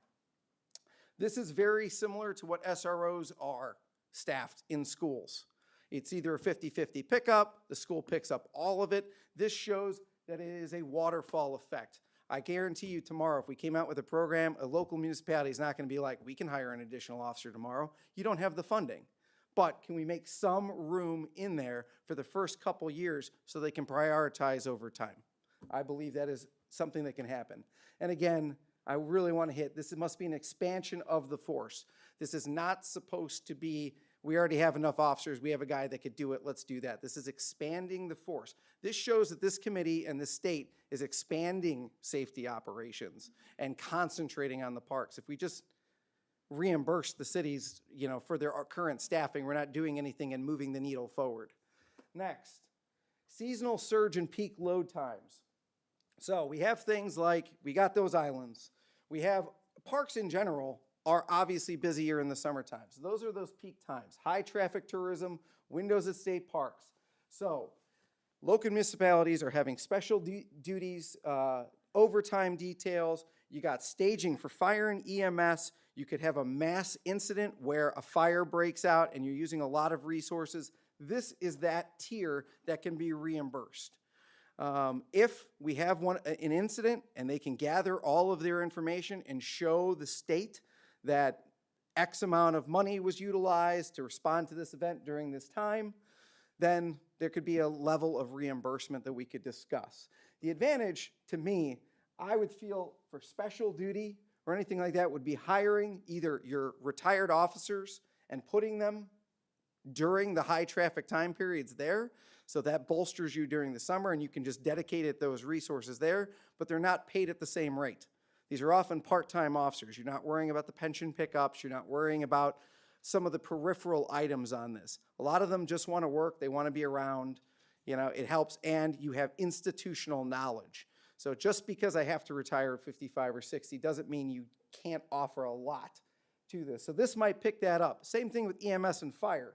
If we can add a couple people during the high traffic tourism and use that as special duty added personnel, you now have more people that can respond to that, and they're dedicated. They're dedicated to that concept. If they're part-time, you can pick and choose. It's a terrible day in Ohio, which obviously the weather's always perfect, so that will never happen. But you're not going to use them this weekend. Yeah, well, we got a major Put-in-Bay, whatever they just announced on the news of some, crazy Put-in-Bay thing that they're doing there for a weekend. I'm going to need additional. Now we can look for funding under Tier 2 of this. The fiscal sustainability. The grant covers 75% of overtime costs for pre-approved concentrated efforts. This relies on communication. I know for a fact that we are going to have the Put-in-Bay Halloween event. I don't know. I'm sorry about this, by the way. I don't go to anything fun, so I don't know if this even exists. So, but, when I went to college, Halloween was a big one. So, Kelly's Island Put-in-Bay has got a big rockin' Halloween weekend. I go, I collaborate, and I say, I need to add an additional 10 officers there. You pick up 75%, we'll do 25. I can bring in some retirees, I can bring this, and now we can do that. Because let me tell you, current staffing levels at any first responder department, fire, police, EMS, getting overtime people is a pain in the butt. So now we need to look to other options on how to bring in people that are ready to go tomorrow. And that's really our retirees or surrounding departments that we could somehow partner with on that. Local stake, the remaining 25% is covered by the municipality. I understand the municipality is using resources on that, but again, we go back to our first conversation on the first meeting, which was the parks are adding revenue streams, they're adding benefits to the municipality. So 25%, you're still kind of paying that back to them for the thanks of how great it is to have a state park. Sustainability, it's set per incident cap, which means it's capped at a certain level. It doesn't matter if you use additional resources because things went sour. Sometimes you win, sometimes you lose. Sometimes the event, you overstaffed and we didn't need it. Other times you understaffed and we needed to use another resources. So you cap the event. Verification. To receive the funds, the department must submit the incident report catalog showing that the state assets were unavailable or what was requested by ODNR. This comes down to collaboration. Hey, we do need an ambulance set up and staged. Okay, you're requesting it. Now I know that. Now I can plan and get you what that's going to look like. We know this up front. Regional assets. So I was talking to my buddy back there about drones flying around with people. I did this as kind of a joke, and it turns out that that's kind of cool. This is in Dubai. So this guy's riding a drone. So look at that. I've already come up with the future. what I'm talking about this is grant funding for specialized gear. Drone as first responders, ATV, UTV, manned drones, they need to be at central locations that are easily accessible by the regional partners. We're well past this at this day and age in policing, in my point of view. Back in the day, 10 years ago, everybody was there on their own island. Nobody talked, nobody communicated. What's mine is mine, and forget you. If you want it, you got to pay me a premium. No, like everything is shared. We have to have people that can go in between and act as a bridge and know what's there. So whoever's the first one there, I'm on a DV, all my guys are tied up. I usually respond to park, but I can't. But my neighboring jurisdiction knows how to get to that drone and send it up. That's what collaboration is all about. So if the state helped reimburse for regionalized gear that can provide intel, that is that second part. This isn't that much. When we're talking about a $50,000 drone in the grand scheme of state spending, I would be laughed at. Like if I actually said like, oh, can we please, like $50,000 is not a high bar if we're gonna cut down on any costs. I think the director said something like 10 to 15% would pay for itself. Heck, 2% of calls not having to be attended to would pay for itself. Heck, when the guy is talking about a manned drone, do you know how expensive it is to set up a response area, get a drone pilot there, and make sure he's dedicated to that? Right there is over $50,000. And that's going to take a lot of time to get something like that up. DFR is already there. And it might not find every single thing. It might not find that nook and cranny that we might need at that moment, but it's going to come pretty close because technology, even with cell phone technology, tracks where that call is coming from. So it's going to at least the region of where it is. So now we can detect and define what we might need to send. Staged readiness, assets are staged at central municipal points, but available for any responding agency. So if you have it in the center of Put-in-Bay, I'm sorry, I'm just picking on Put-in-Bay and Kelly's Island. No offense over here, but like if it's in the center there, there's more than one person that can control that drone. Once that drone's up, the drone is up. ODNR, of course, should be able to send that up. Central dispatching, sheriff's department, key stakeholders need to be able to access that drone because they might get that call. You never know where it's going to go. When you get some of these like CCOMs and stuff like that, half the time you don't even know where they're going to send the call. So more than one person's going to have to be able to do that. So they have to be trained. It has to be a central asset that multiple people can utilize. And that's also where the dispatch centers come into play. When we were talking about like who's got what and where is what, that's the job of the dispatchers usually. Like they're calling around and they're already starting to try to bridge those fences and figure out what people have. And they send out mass correspondence. Like, for example, canine units, they'll just say, hey, does anybody have a canine unit? Nope. Next band. Does anybody have a canine unit? Next band.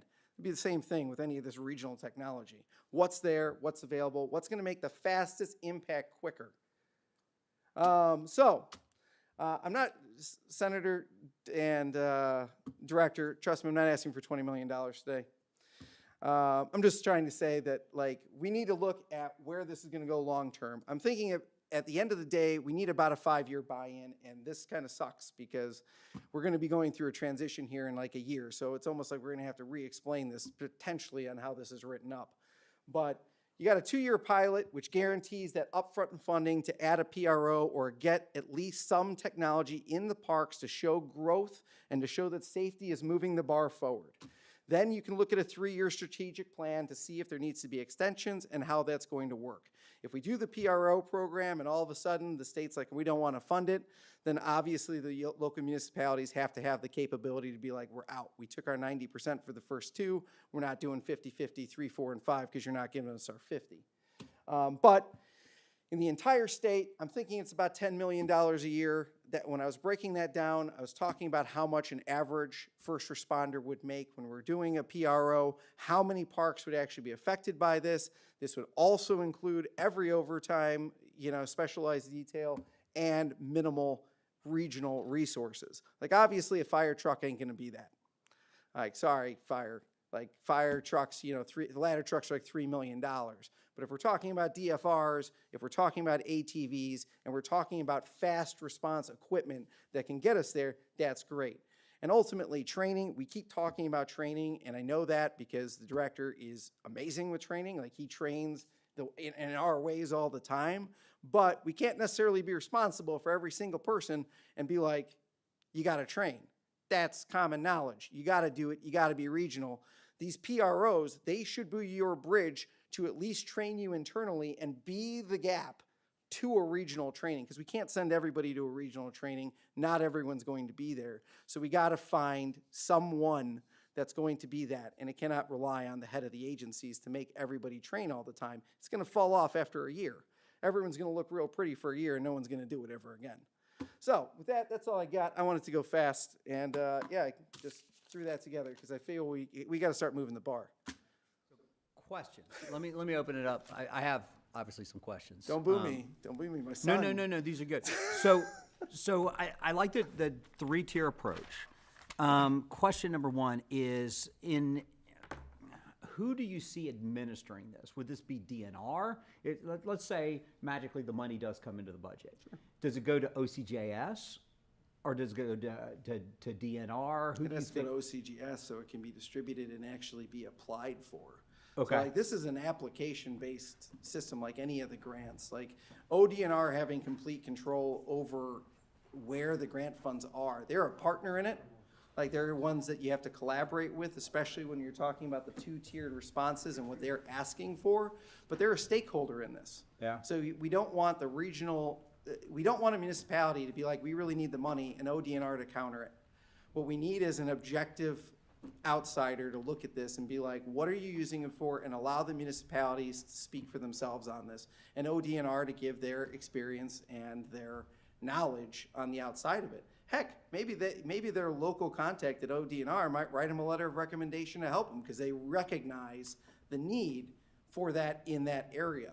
That's where collaboration grows, and that's where animosity ends. Because if you start putting it all in one place, that gives one, we kind of need that outside body to look at it, in my opinion.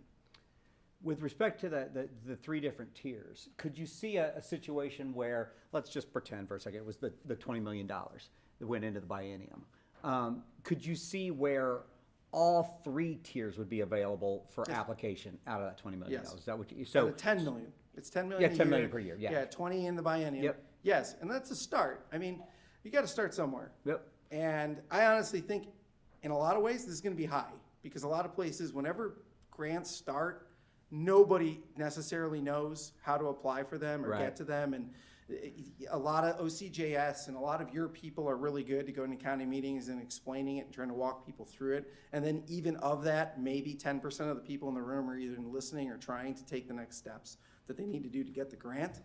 But it's probably going to be a lot less than that to start. But if it's more than that and we're seeing success, that's where you have a strategic extension that can be like, do we need more? Do we need less? And now we can start pivoting and seeing where that's going to go. Yeah.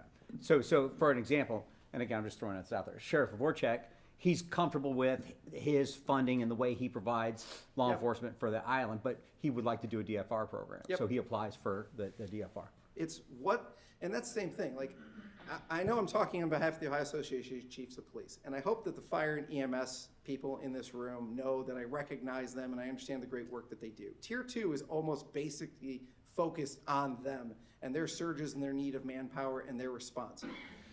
The police are trying to load up front. Fire and EMS are trying to figure it out after it has happened. Like, that's basically where this is going.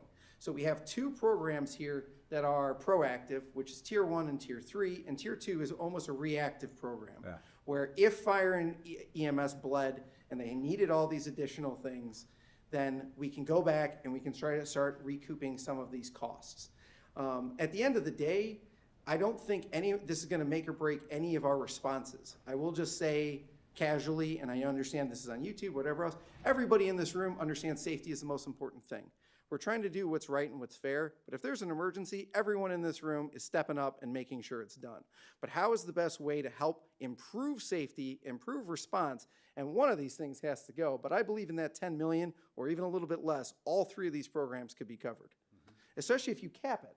Like when you're looking at large-scale events, sorry, microphone people, if you're looking at large-scale events, if you cap it at a certain amount of money, and this could be a further discussion with sheriff or whatever, or fire, EMS, what is a reasonable amount of money that might be there? What are those overtime costs look like? Let's just take 1, 2, or even 3 mass incidences, Halloween, that's all I can think of. How much did we about spend the last 2 years? Can you put that in writing and put it forward, and let's put a cap on that and then revisit it. Maybe that cap gets moved, or maybe we find more creative ways instead of overtime, which is part-time or whatever else, to be able to solve that problem. Questions? Yep. A lot into some major events. How many parks host major events? Because I'm getting a feeling like communities may host major events, the parks may get a spillover, but I'm hard pressed to figure out when ODNR, your state parks, can you think of any large scale events that are hosted by a state parks? They don't do Halloween, they don't do any of those types of events, unless it's kids, right?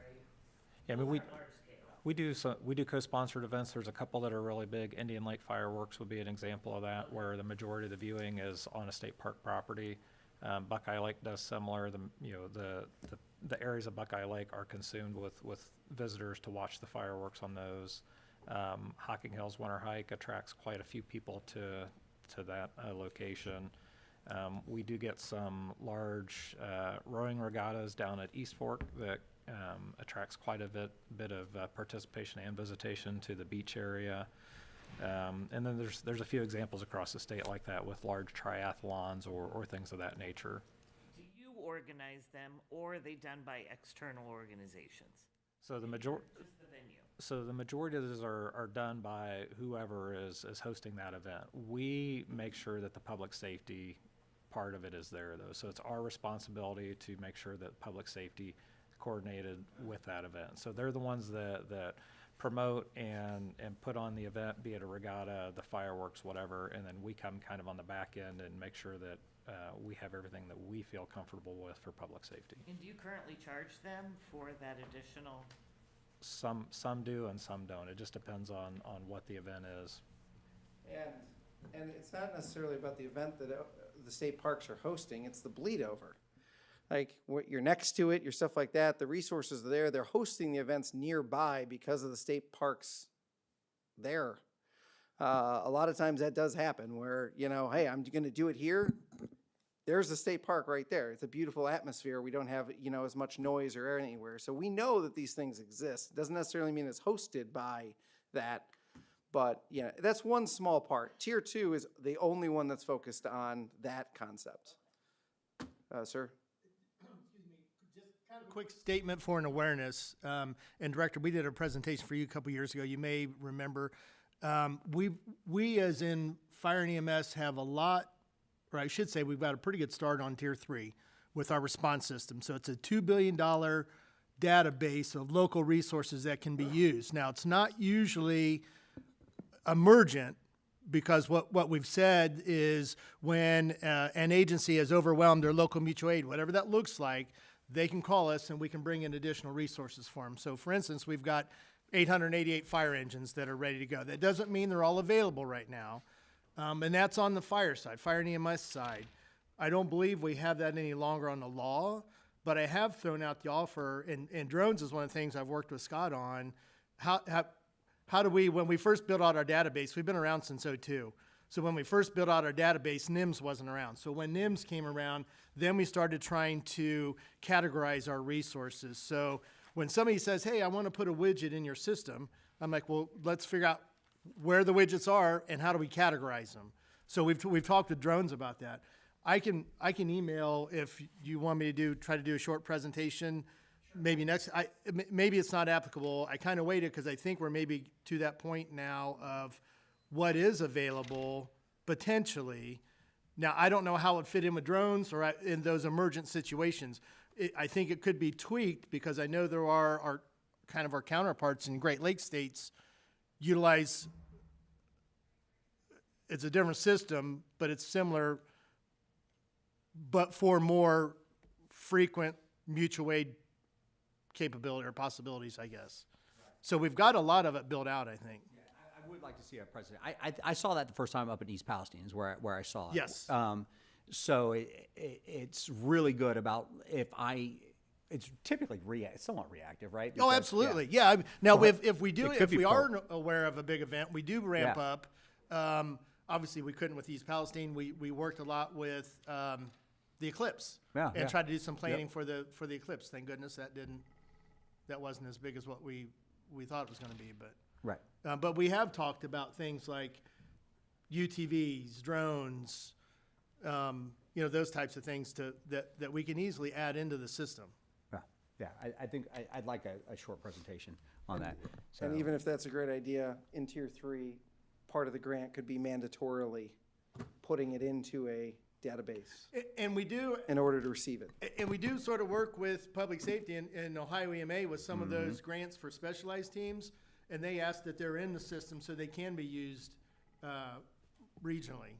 Yeah, and that's the way you can check up on it. So there's a lot of grant programming as well where you have to keep a list of what resources that you have. To say it has to be in this type of thing would just be the next level and iteration of that, and partners with the Vision of Fire, but it helps out every local municipality that doesn't know it currently. If you want to get it, you got to add it to the regional database. Sheriff, sir. I really like the tier system. One question I would have, or one request I would have on tier 2, when you cap that, I would ask maybe that there not be a cap on reimbursement, only because if we have a mass casualty incident that involves fire, EMS, and law enforcement, we have no idea what that's going to cost. And if it's on a state park property, state-owned property, and it's local resources that have expended thousands or hundreds of thousands of dollars, I believe that there should be no cap on that when it's a reimbursement type situation. If it's a pre-planned situation, absolutely. I think then we can mold where we're going at that point. But if it's a mass casualty, such as, and I'm gonna fall back to years ago at Lon's Winery when we had the terrace collapse, which is now state-owned property, how do you put a limit on that when we had 3 of the ferry boats that were utilized for transportation of injured persons? So I think we just have to make sure whatever we do our due diligence to ensure that we're ensuring the safety of the citizens, but also not overwhelming the resources from local governments. yeah, let me think through that. And Director, I think we probably need to look at 5502.41 in the Ohio Revised Code. That's the IMAC legislation. I don't know, I know it spells out some of the reimbursement stuff, and if there's anybody that's familiar, I'm not intimately familiar with it. I know we operate under some, but it does put parameters on, I believe it's the first 8 hours or first 12 hours of an incident is generally non-reimbursable, but that may be something we look at. It's been like since 2012, I think, since it's been revised, and maybe it's time to take a look at that again. And I think a big part of that also is, I think we all understand that there's a cost of doing business. And that, we all signed up to ensure the safety and security of our communities, and that's just what we do. I'm just looking at it as that incident carries on and becomes, just what you said, the East Palestine incident. Right. Now it becomes something that becomes a very large draw on a small community. Yeah. We got to thread that needle carefully because we have a history here in Ohio of just helping each other out. Again, I saw it down in Pike County. I don't know, there was a plethora of sheriff's offices that were down there helping that small sheriff's office out with the enormity of that case. I saw it in Logan County for the tornadoes. Again, all of these jurisdictions do a really good job of helping each other, knowing that when their day comes, their partners are going to be there for them too.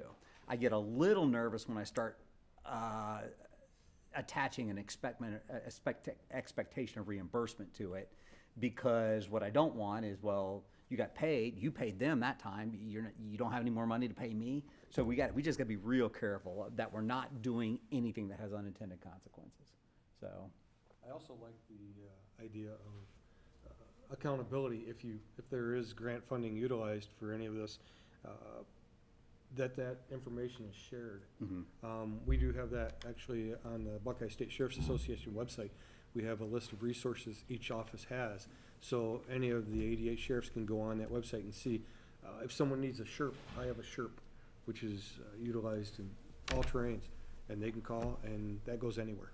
so then simplistically, the beauty of our system kind of converts to what the chief is saying. If somebody wants a widget, they can call our 800 number and we can find those widgets for them. So we'll check with the first agency. If it's not available, we can check with the second. So it eliminates the dispatcher having to go, okay, do you have a widget? No. Do you have a widget? No. Do you have a widget? So we've got a lot of flexibility and redundancy in our system too. But unfortunately right now it's geared mainly towards fire and EMS. Right, right. And it's probably siloed over there. So you guys know what that all is, and you know your firefighters know how to get it, but you may have a piece of equipment that another jurisdiction may need that they don't know how to get to it. So that's almost like, I don't know what the hub's role in this is, but we'll hash that out a little bit. So it seems like you need air traffic control, and that's what EMA is, really. But you need air traffic control, a one-stop shop. And we do work closely with EMA and the Right. watch office. Right. So, If a few of these quick points real fast. One, having this on a trial basis allows us to pivot if something is not working. So if, we aren't capping and we think that we need to, but these tiers have to be individually applied for.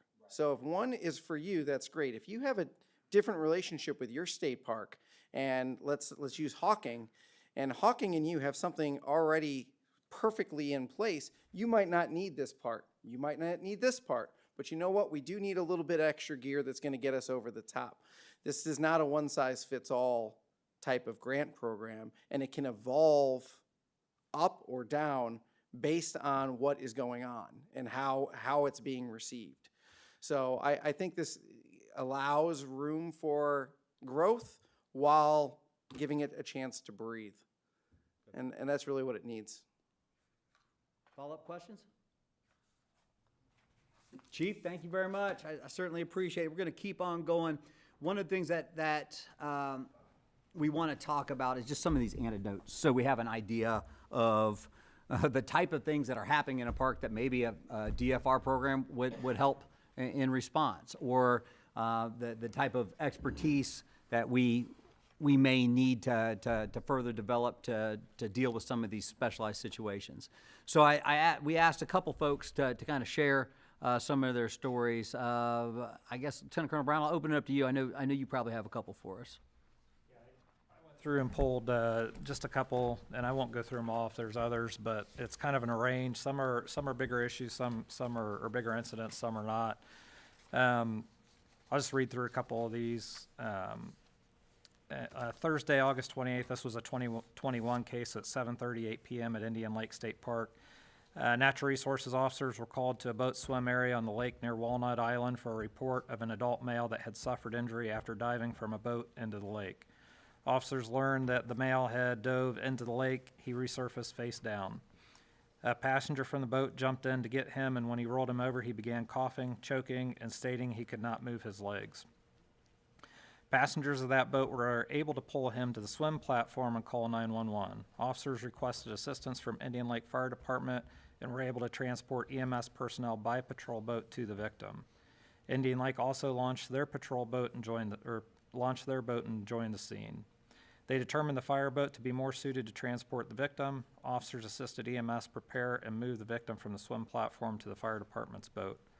Officers then proceeded to clear the path of other recreational boats for safe travel of the fire department boat back from Walnut Island to Oldfield Beach, where MedFlight was awaiting. Another example, Maumee Bay State Park, Saturday, July 6, 2024. This was at 2:42 p.m.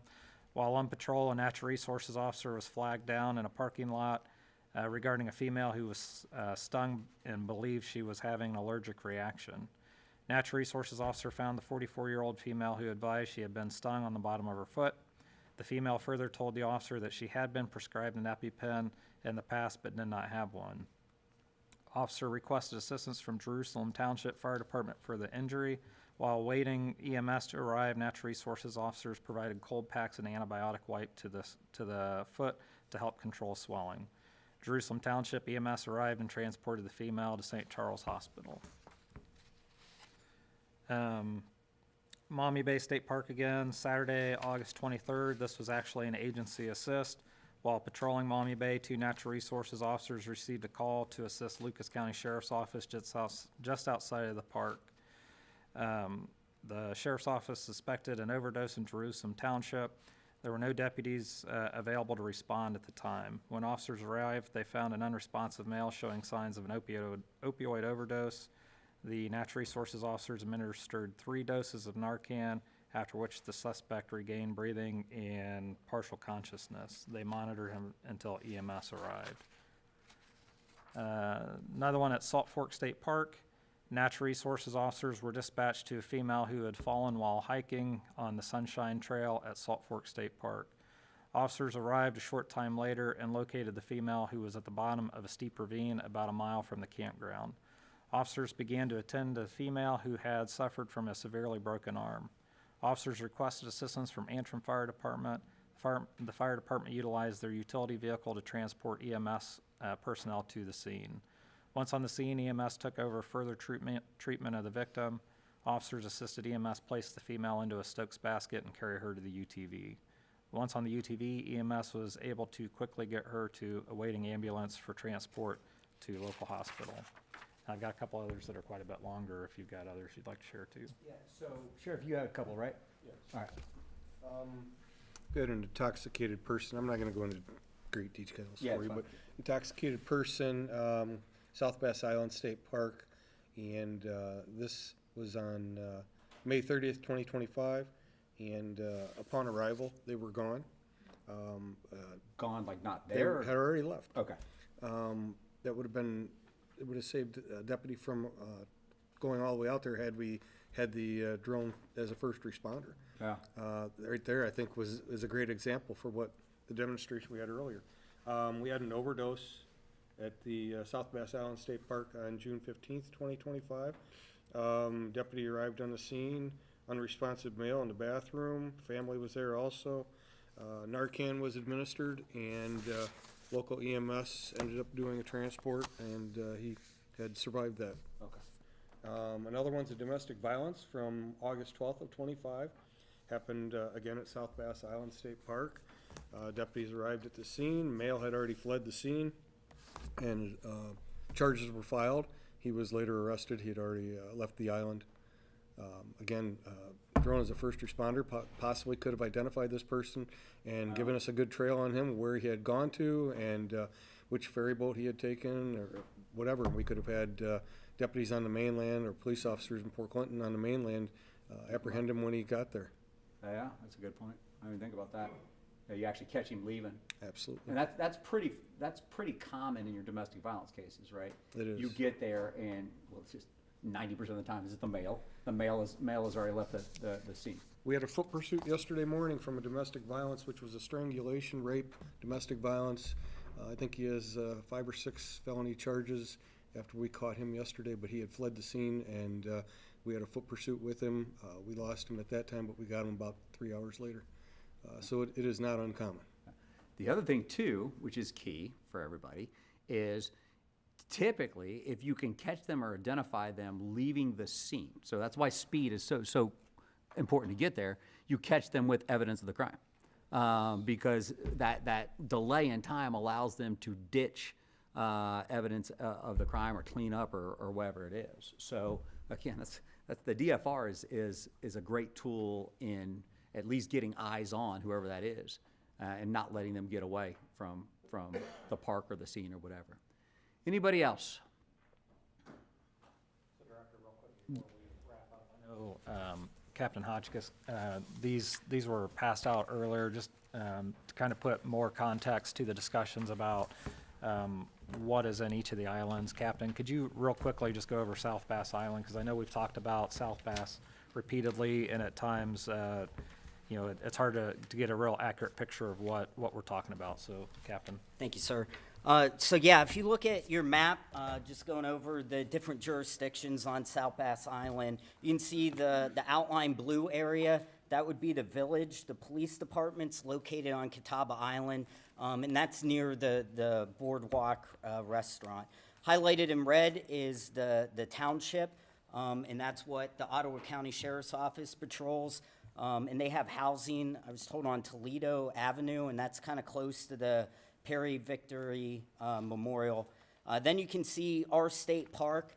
highlighted in green. It's 33 acres. It has 135 campsites on it and 4 cabins. It also has a boat ramp that's really used a lot early in the season. Again, that campground is open from Memorial Day to October. And then we already talked about it, but Oak Point State Park, very small state park, is up there. And then you have the Wildlife Visitor Aquatic Center as well on the map. And when we were talking about the drones, I got on Google Earth and measured from the southwest tip of South Bass Island up to the northeast tip is about 3.5 miles long. So when our officers are over there, they're primarily in our state park campground. If they needed to respond to the village to assist those officers, it would usually take 5 to 7 minutes is what I was told. So, thank you. Thank you. Any questions on that? All right, we are reaching the end of our time for today's meeting. A couple of points, and I think again Chief Butler drove this one home. We need to be looking at what we think our recommendations are going to be, and as we continue through these presentations and gathering information, I just encourage you to shoot any recommendations you have to Andrew Connors. I hope as these presentations are being done, we're capturing some recommendations. So I've got 1, 2, 3, at least 4 potential recommendations out of this meeting, not related to the grant program or the potential grant program at all. So what we will do is in between this meeting and the next meeting, we will circulate what we think the recommendations are looking like at this point.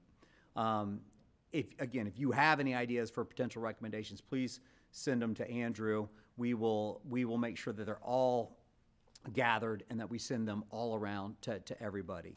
The other thing too is I'm not going to ask for a vote here during this meeting, but I'm going to have Andrew send out an email in between meetings to basically see if the interest or judge the interest in doing a drone as a first responder demo.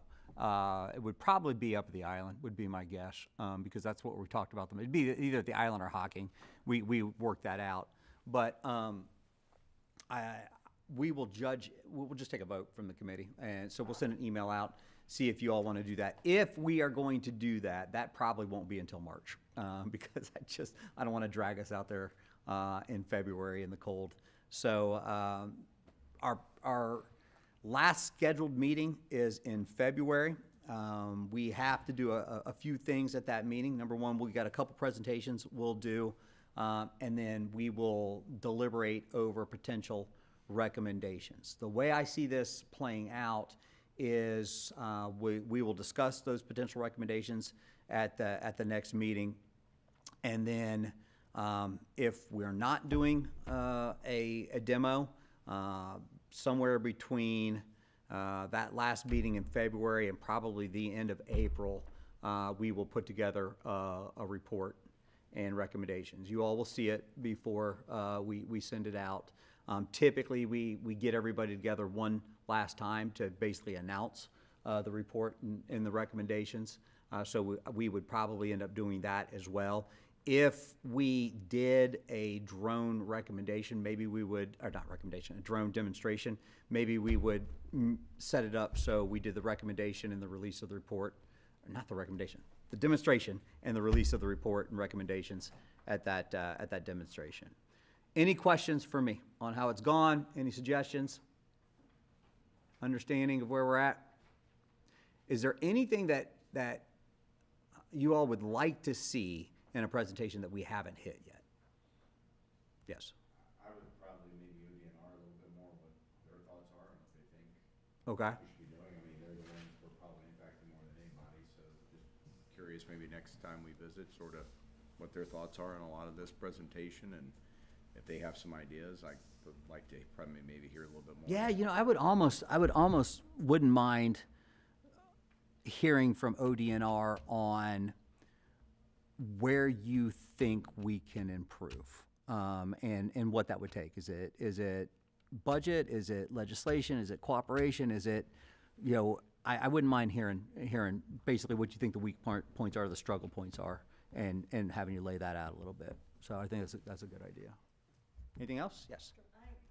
Coming to you. Struggle with our ability to define the scope of the problem. I think the sheriff's presentation last month was excellent because you could see exactly when the community resources were being used. But to date, we haven't really been able to identify when additional calls are made. I still don't have a clear picture of how many community resources, how many calls from a state park have required community resources.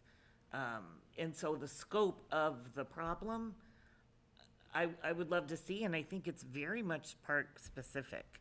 What's happening, you know, in some areas of the park, we focused on 2 state parks mostly, and that's not the case for maybe the other 73. So how do we really identify the scope of that problem per state park?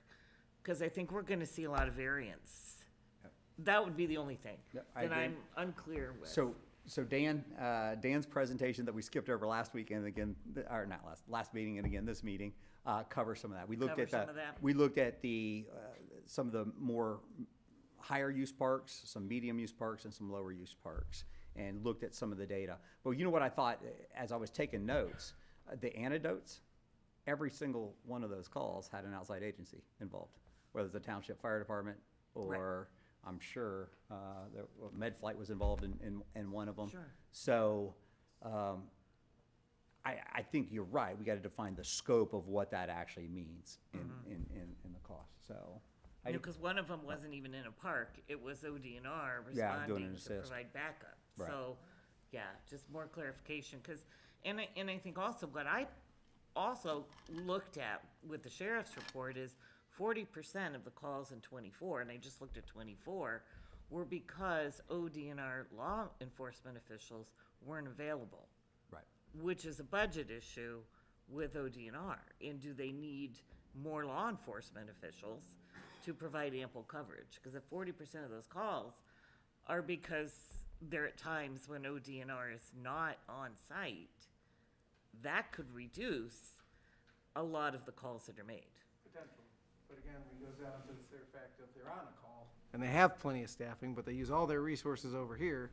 Like, there's so many. Absolutely, there's a lot of variables. There's so many variables on this. Like, like for the next meeting, we have 1 meeting left, and I just want to reemphasize, like, with 1 meeting left, this should be solution-based for the next meeting. So, like, if the first half is more presentations on this, which is great, like, obviously hearing from ODNR, finally hearing from SWORD here is very important. I think this part, we need to really start getting into where this is and have the back and forth and just start throwing out suggestions, because we're never going to truly understand the issue.